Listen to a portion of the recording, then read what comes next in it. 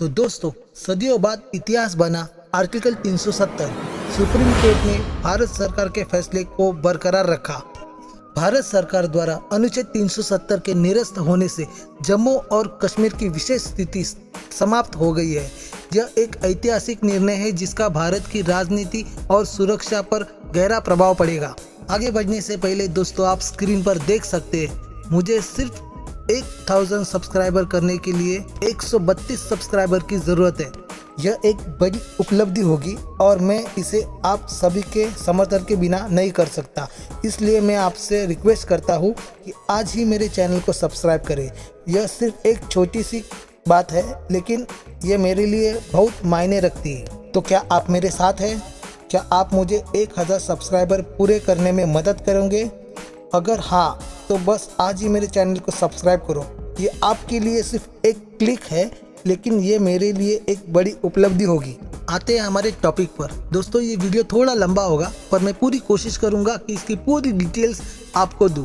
नई दिल्ली, 11 दिसंबर 2023। भारत के सर्वोच्च न्यायालय ने आज ऐतिहासिक फैसला सुनाते हुए जम्मू कश्मीर से अनुच्छेद 370 को हटाने वाले भारत सरकार के फैसले को संवैधानिक रूप से वैध करार दिया। सुप्रीम कोर्ट ने अपने फैसले में कहा कि अनुच्छेद 370 एक अस्थायी प्रावधान था और इसे भारत सरकार ने संविधान के अनुच्छेद 370 के तहत निरस्त करने का अधिकार था।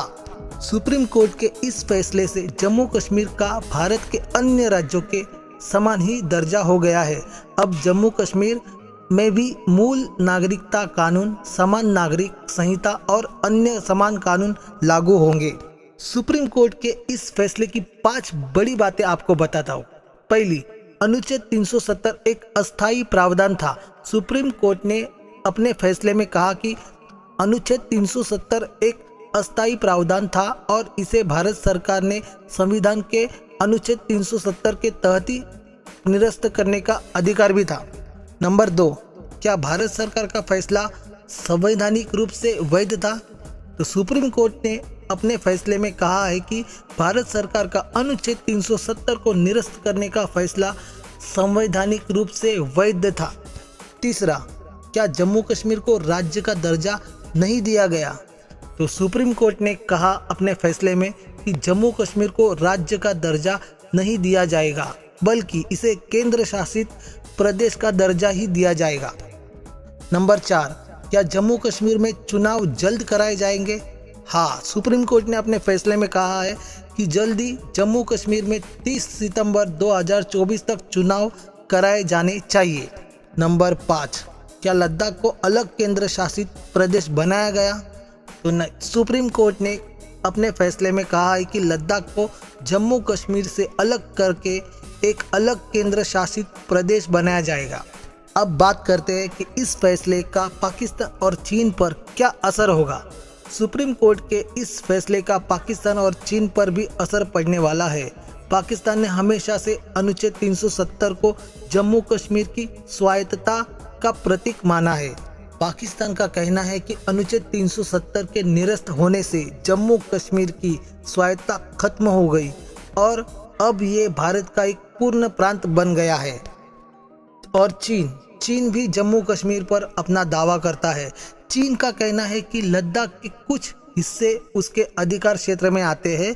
सुप्रीम कोर्ट के इस फैसले से चीन को भी यह संकेत मिल सकता है कि भारत जम्मू कश्मीर पर अपना अधिकार छोड़ने के लिए तैयार नहीं है। तो दोस्तों, अब बात करते हैं हम कि 370 क्यों हटाया गया। तो आतंकवाद से निपटने के लिए भारत सरकार का मानना था कि अनुच्छेद 370 आतंकवाद को बढ़ावा देता था। इस अनुच्छेद के तहत जम्मू और कश्मीर में भारतीय सेना और सुरक्षा बलों को सीमित अधिकार थे। अनुच्छेद 370 के निरस्त होने से भारतीय सेना को जम्मू और कश्मीर में आतंकवाद से निपटने के लिए अधिक अधिकार मिल जाएंगे। विकास को बढ़ावा देने के लिए भारत सरकार का मानना था कि अनुच्छेद 370 जम्मू और कश्मीर के विकास में बाधा डालता था। इस अनुच्छेद के तहत जम्मू और कश्मीर में कई तरह के उद्योग और व्यवसायों पर प्रतिबंध था। अनुच्छेद 370 के निरस्त होने से जम्मू और कश्मीर में निवेश और विकास को बढ़ावा मिलेगा। भारत सरकार का ये भी मानना था कि अनुच्छेद 370 जम्मू और कश्मीर को भारत से अलग करता है। इस अनुच्छेद के निरस्त होने से जम्मू और कश्मीर भारत की एक अभिन्न अंग बन जाएगा। भारत सरकार के इस फैसले से जाहिर है कि दो देशों में तो जरूर बम फूटेंगे, एक तो पाकिस्तान और दूसरा है चाइना। पाकिस्तान और चीन के अनुच्छेद 370 के निरस्त होने की निंदा की है। जाहिर है दोनों भारत के इस फैसले से आने वाले कुछ दिनों में बहुत उथल पुथल होने वाली है। अनुच्छेद 370 के निरस्त होने का जम्मू और कश्मीर की राजनीति पर भी बड़ा असर पड़ा है। अनुच्छेद 370 के तहत जम्मू और कश्मीर में अलग विधिमंडल और सरकारें भी थी और अब अनुच्छेद 370 के निरस्त होने के बाद जम्मू और कश्मीर को एक केंद्र शासित प्रदेश बनाया गया है। तो दोस्तों, भारत सरकार द्वारा अनुच्छेद 370 के निरस्त होने से जम्मू और कश्मीर में अशांति फैलने का खतरा है। यह भारत के लिए एक बड़ी चुनौती है। आने वाले दिनों में कुछ भी इससे रिलेटेड अपडेट मिलती है तो मैं आपके लिए वीडियो लेकर आऊँगा। धन्यवाद। Good bye. जय हिंद।